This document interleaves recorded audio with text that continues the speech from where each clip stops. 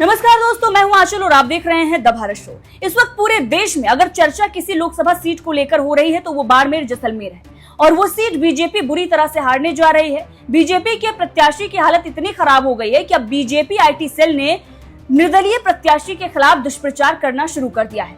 कई गंभीर आरोप लगाए जा रहे हैं। रविंद्र सिंह भाटी को गद्दार और देशद्रोही भी बताया जा रहा है बीजेपी आईटी सेल के द्वारा, लेकिन रविंद्र सिंह भाटी ने अब ऐसे लोगों को मुंहतोड़ जवाब दिया है। दरअसल रविंद्र सिंह भाटी ने इससे पहले बीजेपी और कांग्रेस दोनों को चुनौती दी थी कि आइए एक मंच पर डिबेट कर लेंगे, जो समय है और मंच है, जगह है, वो आप डिसाइड कर सकते हैं। लेकिन ना तो बीजेपी के अंदर इतनी हिम्मत थी और ना ही कांग्रेस के अंदर इतनी हिम्मत हुई कि वो रविंद्र सिंह भाटी से विकास के मुद्दे पर डिबेट कर पाए। अब जब इनकी जमीन खिसक चुकी है बीजेपी की और बुरी तरीके से हारने जा रहे हैं, अब ऐसे में इन्होंने रविंद्र सिंह भाटी को नीचा दिखाने के लिए, रविंद्र सिंह भाटी को एक तरीके से बदनाम करने के लिए ट्रेंड कराना शुरू कर दिया। हालांकि ट्रेंड में भी ये पूरी तरीके से पीछे हो गए और रविंद्र सिंह भाटी के समर्थन में ट्रेंड होने लगे और अब सोशल मीडिया पर यही ट्रेंड कर रहा है कि आएगा तो भाटी। तो बीजेपी आईटी सेल की पूरी तरीके से हवा निकल गई और अब रविंद्र भाटी ने ऐसे आरोप लगाने वाले दलालों की भी हवा निकाल दी। बीजेपी अब बुरी तरह से घबराई हुई और बताया तो ये भी जा रहा है कि ऐसे आईटी सेलियों को मुख्यालय पूछताछ के लिए भी बुलाया गया है। तो इनकी अलग लंका लग गई और अब ऊपर से बीजेपी और कांग्रेस की पोल खोलते हुए रविंद्र सिंह भाटी ने ऐसी दहाड़ मारी है कि प्रधानमंत्री नरेंद्र मोदी और अमित शाह भी घबरा गए होंगे। क्या कहा है रविंद्र सिंह भाटी ने, चलिए आपको सुनाते हैं, सुनिए। साथियों, ज्या चुनाव नेड़े हुआ है, साजी सारा षड्यंत्र दौर शुरू हो जाए और कई सारा लोग हैं जो कोई पचा को नहीं पा रहा कि साहब हजारों की संख्या रे मीना युवा साथी और मातृ शक्ति पिता तो बुजुर्ग की कर आ रहा है, छत्तीस कौम रा लोग एकजुट की कर हो रहा है, तो धीरे धीरे वो साजिशार षड्यंत्र करने लग जाए। एना देखो भी उसे आप लोग कि कई तरीके बात, कई तरीके भ्रामक चीजा वो फैला रहा है। तो कह रहा है कि साहब रविंद्र ना बाहर फंडिंग वह बड़ी, रविंद्र बेड़े एड़े एड़े ताकता है, हूँ ना ये खुले मंच के माध्यम में ना चैलेंज करा कि आप सिद्ध करे बता दो और हूँ आज राजनीति छोड़ने तैयार।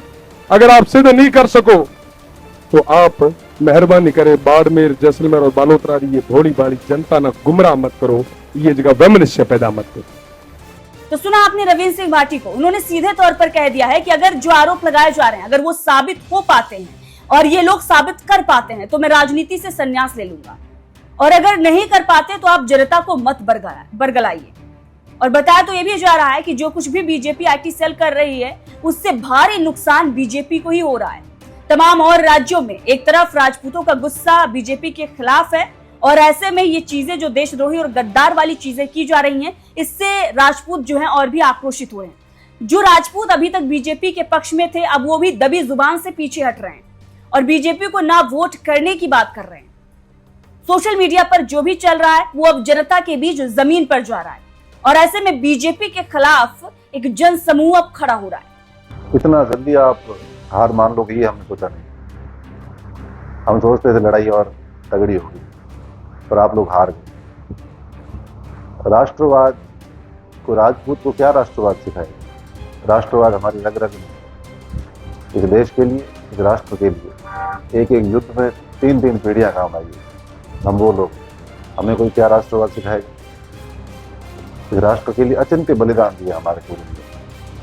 फिर आप यहाँ के स्थानीय मुद्दों पर बात करने के बजाय किसी एक फोटो की आड़ में आप पूरे के पूरे एक व्यक्ति के पीछे लग गए हैं। आप करते हैं ना सोशल मीडिया, आपके पास भी, आप आज़ाद हैं, आप ले आए भीड़, आप भी आज़ाद हैं। अब उस व्यक्ति के पीछे भीड़ आती है, सोशल मीडिया पर उसकी दीवानगी है, उसमें किसी की क्या गलती है? आप भी करें, आपको कौन मना कर रहा है? पर इस तरीके से एक फोटो की आड़ देकर आप इसको ऐसे ट्रोल करेंगे तो ये और मजबूत होगा व्यक्ति। हम सोचते थे कि इतने बड़े बड़े लोग हैं, अच्छी लड़ाई लड़ेंगे, पर आप जिस स्तर पर आए ये आपकी बौखलाहट बताती है, ये दिखाती है कि आप हार मान चुके हैं।